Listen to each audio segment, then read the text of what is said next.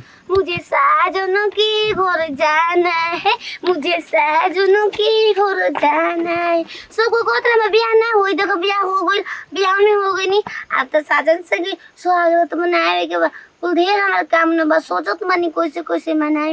अरे आई सुहाग रात जो हिया चोर चोर कोरी चोर पोइया लिस लगी देहिया में बोया ये बामोल लिस लगी देहिया में बोया ये बामोल लइहा बंगलिया से दवैया। तारा के कहला नाचे के होई जा हैं ना नाची विदाई के टाइम हो गइले तारा सब लड़की रोइल से तो इधर नाचे तरु हैं तनी मन रो गालो कि गांव घर हंसी ना कि पगली रोलस या नाही काहे के रोई बियाह भइले तो सब कोई खुशी के ना बात बा। विपत तू रो जाएगा तू जा जल्दी डोरी पर थप्पड़ से कम जीव त बची रोज के 10 गो थप्पड़ खात रहनी हां ओए दादा ना के ना आ बताओ कम की रो ना विदाई के टाइम हो गइल सब के दुआरे इंतजार करताटे आ मम्मी भौजी हैं भौजी भौजी भौजी ये कोला जान करतल हो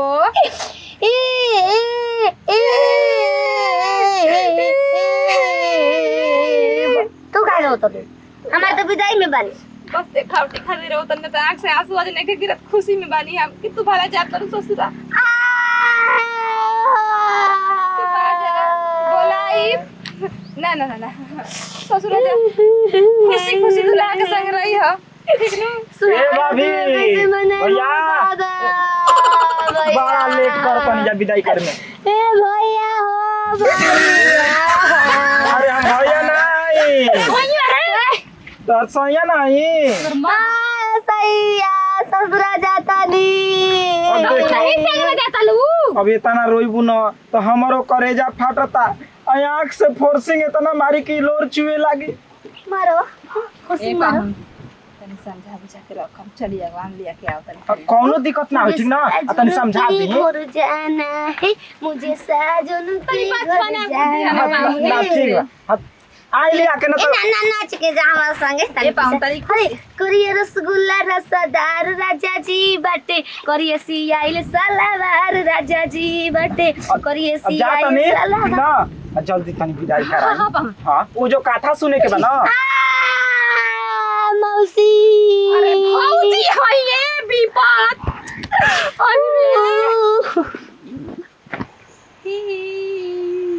चुप रह ना रोए के का हो पानी बा वही से ना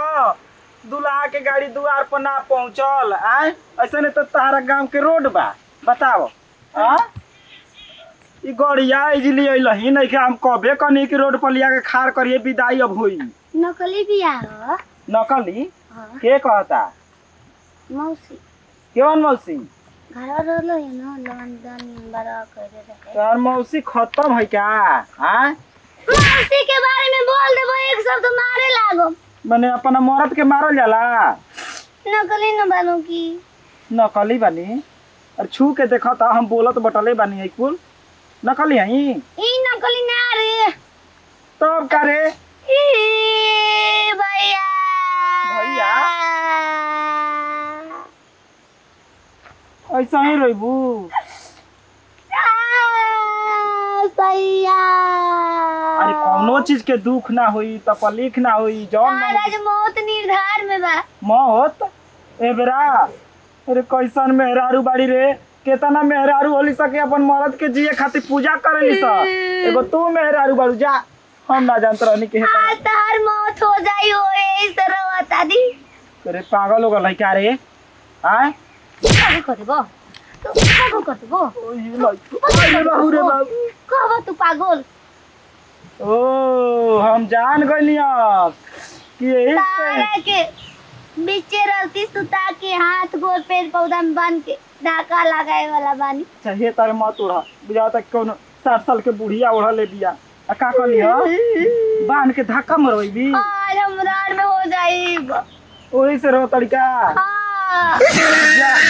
हमारा गांव के आदमी अरे अरे अरे इतना ट्रैक्टर आता रे आ दे ट्रैक्टर आता चढ़ जाई मर जाई रे तो कहीं है कि निर्धार में वाला था तोर माई तो दूसर दामाद खोज ले हमार माई कहाँ लड़का खोजे जाई रे।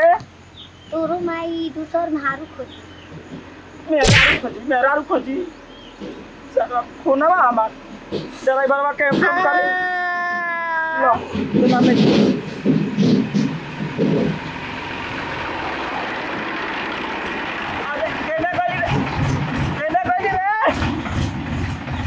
अच्छा ठीक बा देखो तनी आज को टाइम मिली न हम आवा तनी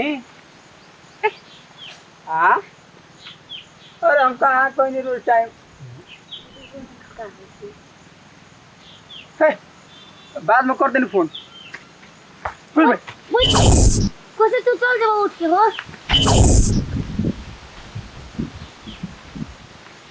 और ये दादा रे दादा साहब ठीक है खड़ा मुझे साजन के घर जाना है, मुझे बामल के घर जाना है। तहरा के देखला के बाद हमार कोनो बात नहीं खेली कनत काहे हो ऐसे न ये हो चलो और सभी उठावे के बा और थरी उठा मर गइल बा बमला हमार कोई मंडप में भागल ना ना बमला मर गइल बा रे। अच्छा बमला मोरी बता तू होई स्वाति बना लो का ता सिंगार को के थरी उठावे के बा चलो उठा दो हो चला। हम ना उठाई तार मर के अर्थी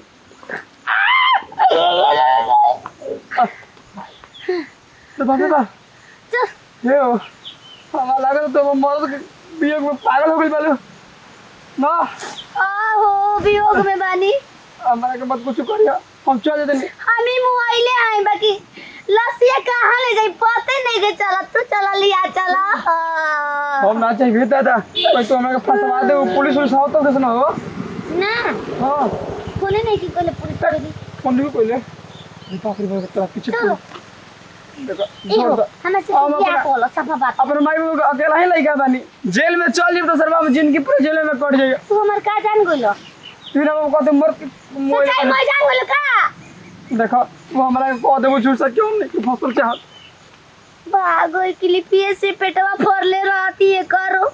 जी के का करब रे दया ए मैया ये जाने कहां मेरा रू भाग गई